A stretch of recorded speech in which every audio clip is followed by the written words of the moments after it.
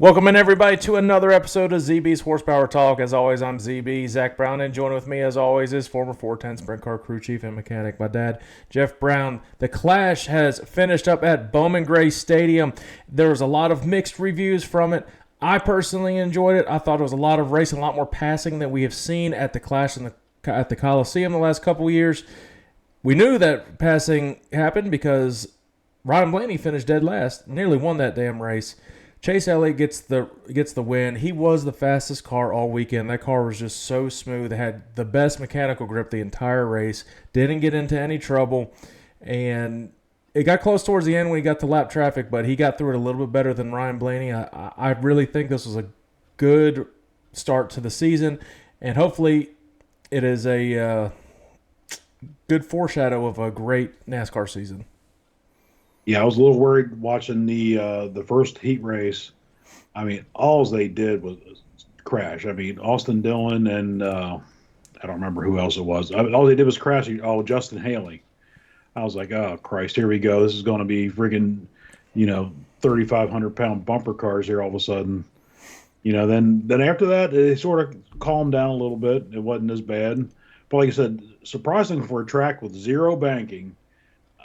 They were able to actually run two and sometimes three wide, which, some of the racing was pretty good. And you said Chase Elliott was the fastest car overall, maybe, but Ryan Blaney was impressive coming from starting dead last in that thing. And that car barely had a mark on it as compared to Kyle Larson, who basically crashed and spun out, 10 times and had a destroyed race car. And so did William Byron and Alex Bowman. Hendrick didn't have a great day besides Chase Elliott winning. I liked it. There's been a lot of critics of it. The way the crowd was incredible to see there. I think they did it the right way, and I think the Last Chance qualifier was fantastic. And I just think overall it was success for NASCAR. I think you'll see them go back to it next year at the very least. As long as you see people pack the stands, you see I'm sure the ratings are going to end up being pretty decent for that. I think a lot of people, especially since it was on just network TV or on regular Fox, that helps. Well, it's amazing when you go back to doing what the fans have been wanting you to do, is go back to the route tracks. And we've been saying that you keep going back to these tracks, you're going to bring back the fans, and it did, and it was great racing. Definitely enjoyed it, the parts that I was able to see. And I thought Ryan Blaney had a shot, but he just got caught up the last couple and then it was like 10 to go, and that goes by like that. It was quick. Yeah, I mean, 14-second laps don't take long. No, and it, like I said, I now my thing is, now can these drivers use this as a building ground for your short track racing for this year? I personally think that Bowman Gray is very, very similar to how you can set up a car for Martinsville. It's half the size, obviously, but I think for grip-wise, handling purposes, I think you can have similar setups to Martinsville and some other short tracks this year. Yeah, probably the one thing and that I really noticed on Ryan Blaney's car, and this would be useful on any tight racetrack, is the way that car would rotate in the middle of the corner, probably better than anybody else's. He was so much faster. He was about the same going in, and just from the quarter in to 3/4 out in the middle of that corner, that thing was a rocket ship. And you get a car to rotate like that, where you have the mechanical ability to rotate, where you're not cranking on the wheel so hard. That is going to be super fast, and if they could do that on other short tracks where that's a premium getting to rotate, I think they're going to be super fast on that. So maybe they found something that, tires are going to be different, tracks obviously different aero, but there's something in the geometry somewhere that they had that made that car rotate so well. So I think that's a good way to start the year. And not to mention that for Chase and Ryan Blaney, how much momentum it starts to carry to start off the year, and how confident you already feel going into this year. And that goes a long way. I think with this clash, it will translate a lot more than any of the other clashes, including the Daytona clashes, for races throughout the year.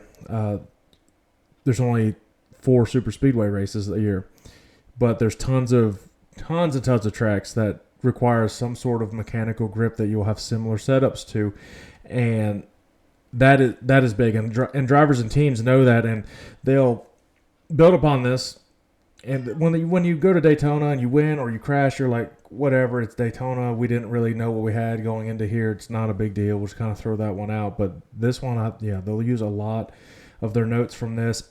I like the fact that when they went back to the garage, they didn't have the rigs or anything back there. They just had a little setup like you would normally see at a short track and like a local short track down here in the South. So it was really cool.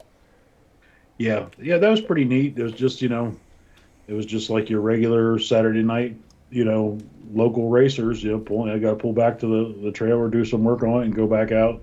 So it was pretty cool. Yeah, I mean, they packed the place, and, I was critical of what they charged for it, but, the value is worth what it is. Well, you knew they were packed, and I mean, I think some people got cheaper tickets as they were able to find some deals between all of the different ticket sites, but it'll go down. But they had to pay for all the renovations they did to the track and upgrades they had to do for the Cup Series to be there, including Saferberry. That's one big thing.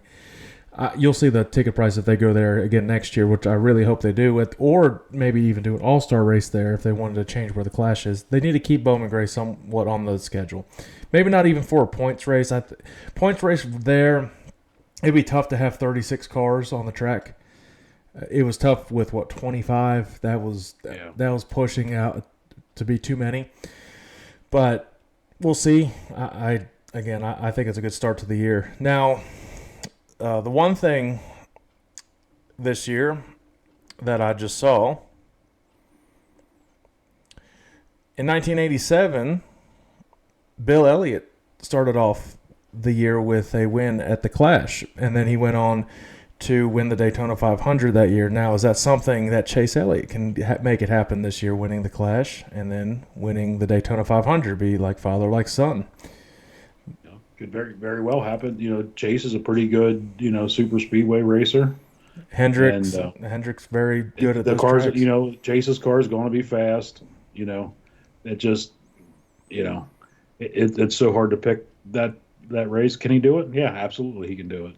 Yeah, you just got to be at the right place at the right time. Can he crash out on lap 3? Absolutely. So. Yep, but that'd be interesting to see. I don't think Chase has won a Clash before, so he has opportunity. No, he did not win a Clash before, so that's pretty cool. Yep, so he has the opportunity to do what his dad did, nearly 40 years ago. So we'll see if he can make that happen, win the Daytona 500. Now, NASCAR announced this week, kind of going into a little bit of Daytona 500 and previewing a little bit of the season. This is a really big rule change, and it can be very beneficial. NASCAR will award a point for the fastest lap in each of the races, obviously excluding the Championship 4. You're not going to get an extra point for that one because that's just whoever wins that one. But that's huge, and I don't know. I think it just says a point. I'm thinking it's a playoff point. So that's what I was going to ask. Did it mention if it's a playoff point? So not. How many times have people missed it by 1 point? Yeah, that's true. If I had to guess, it's a playoff point. I'm just saying a point, but from what I'm seeing, it's a playoff point, which is huge. And Daytona, that's just kind of luck of the draw with whoever you drafted with that day. But I think that is a very good rule change. They're trying to make this whole format as good as it can be. Again, a lot of drivers want it to go back to the old school way where if you're the best during the season, you just win. You win on points. Even that's including Denny Hamlin and everybody. That, but I mean, I understand where they're coming from. They're trying to have some interest because usually 3-4 races ago, it's pretty much over. Yeah, well, it has made it interesting for sure. Yeah. And all right, well, moving on, we're tying this week's episode into the Super Bowl. That's why I've got the Eagles hat on. Go Birds. They play in the Super Bowl, so we're going to do a crossover episode with some Super Bowl talk a little bit, kind of basic stuff. So this is just a basic question for you, but a 30-second ad for the Super Bowl is around $7 million now.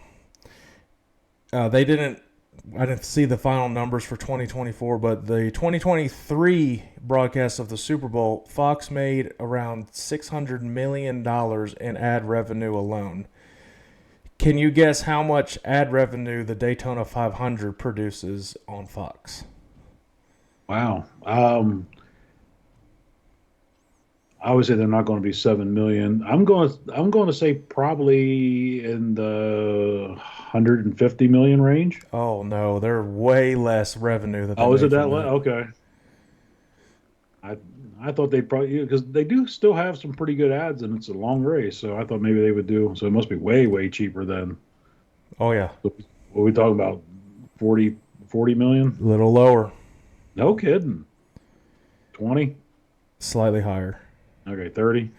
Well, me in the middle. It's $24.3 million of ad revenue Wow, that I would Fox have made thought it would last have been year. that much Now they'll difference. probably make a little bit more. It might make up to $30 million this year. It seems like each year you'll get a little bit more and more. Then that's just from ad revenue. It's not counting anything else. But that just that shows you that football is the king sport out of anything in America. How much money? It's just buku how much money they make.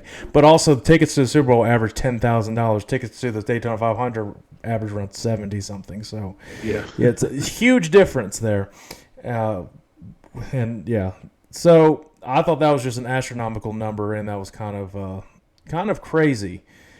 Um, we'll get to another game later on, but let's talk about Volusia this week.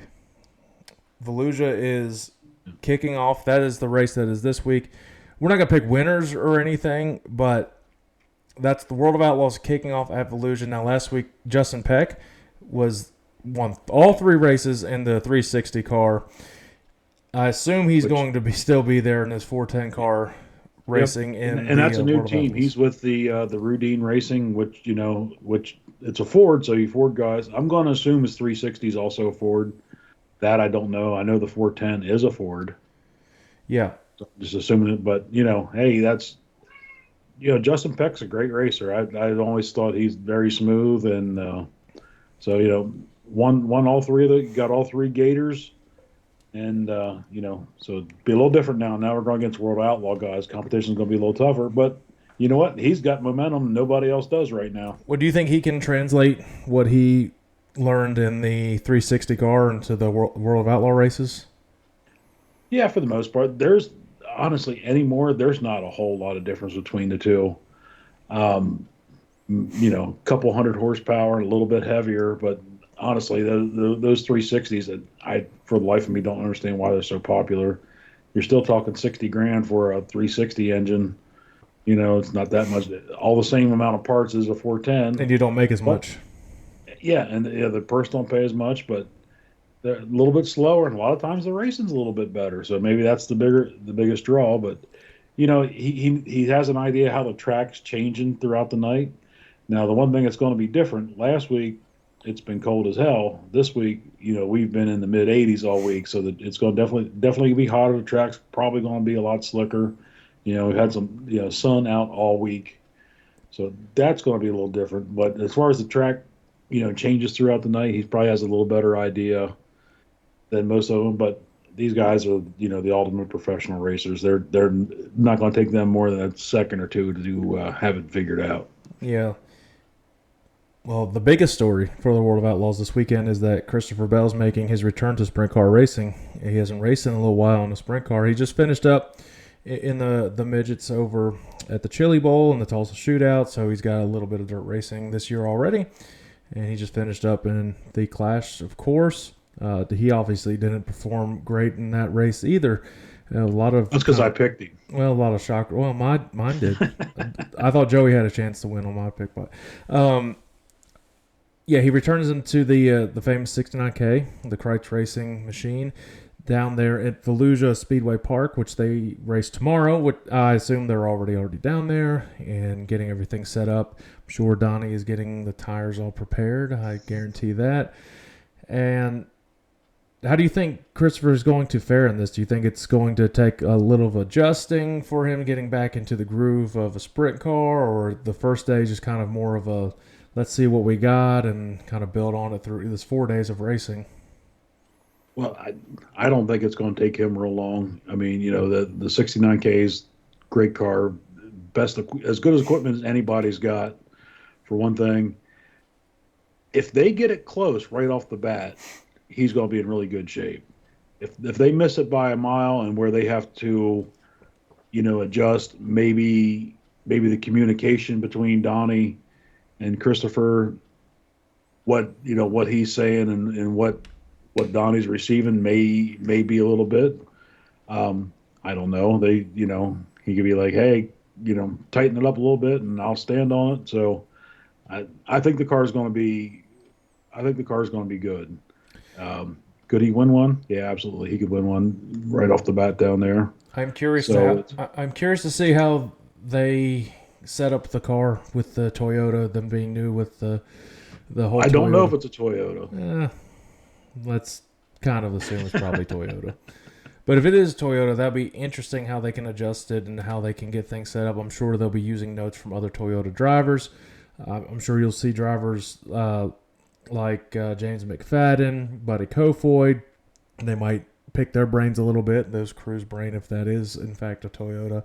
And there's so many more. One thing I want to leave off with the World of Outlaws for the season. Last year we gave dark horses, and I was really almost spot on with the dark horse of Giovanni Scelzi. He was pretty consistent throughout the year. It was going to be hard to beat David Gravel for the championship. I don't know if anybody could have last year. He just was the most consistent driver, one of the most consistent I've seen in sprint car racing, and the team effort overall was just incredible. Now let's give our dark horse for 2025 in the World of Outlaws series. I'm going to give you mine. And this driver came on so strong last year, basically out of nowhere, and I was thoroughly impressed. The end of the year, he was going on an incredible run. Just mentioned him. Buddy Kofoid is my dark horse to win the World of Outlaw Championship this year. Is that a dark horse? Technically, yes, because this is a second full-time we're talking about year. dark horse to win the championship, not just have a good season. Oh no, he's going to have a good season, but to win the championship, yeah. So if I had to pick a dark horse to win the championship, let's keep it in Pennsylvania. He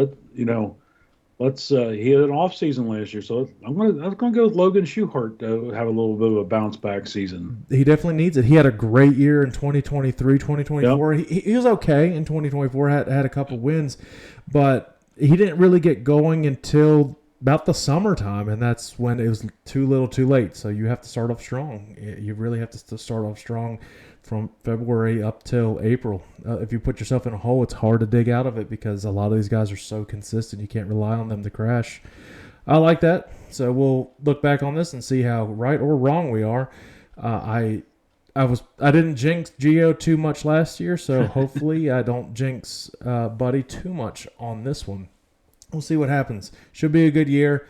We'll see what Volusia brings in 4 races. So that is a big weekend for World of Outlaws and sprint car racing as a whole.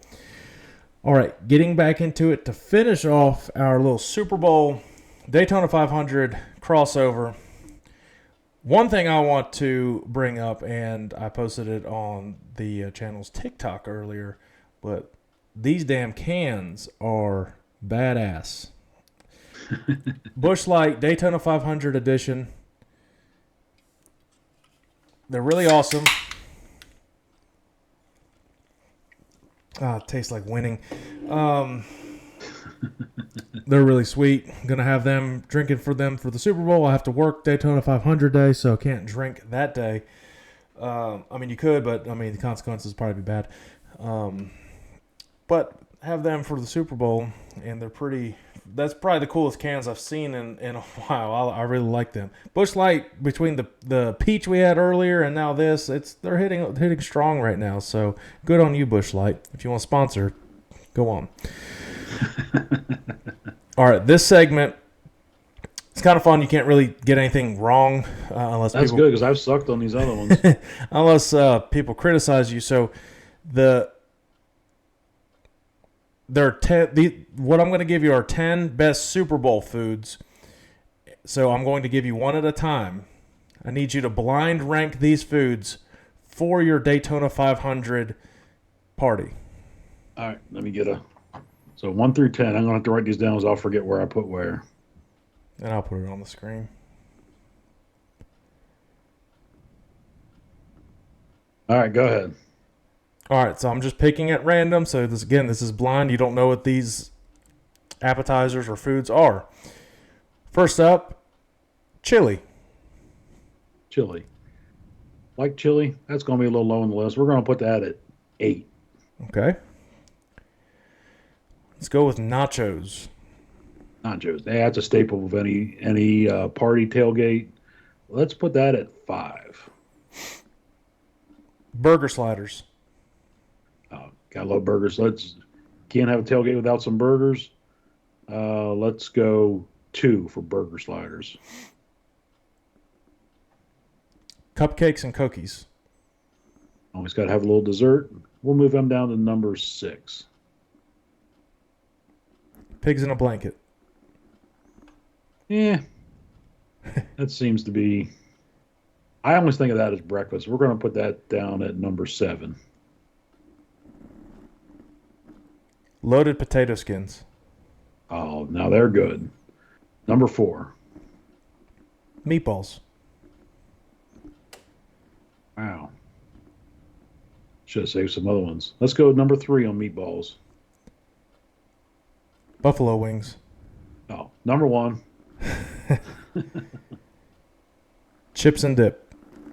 Chips and dip. Yeah, this is probably too low for them. They got to go at number 9. This should be the last one. Pizza. Pizza. Well, got no place left, so we'll put that at number 10. Dang.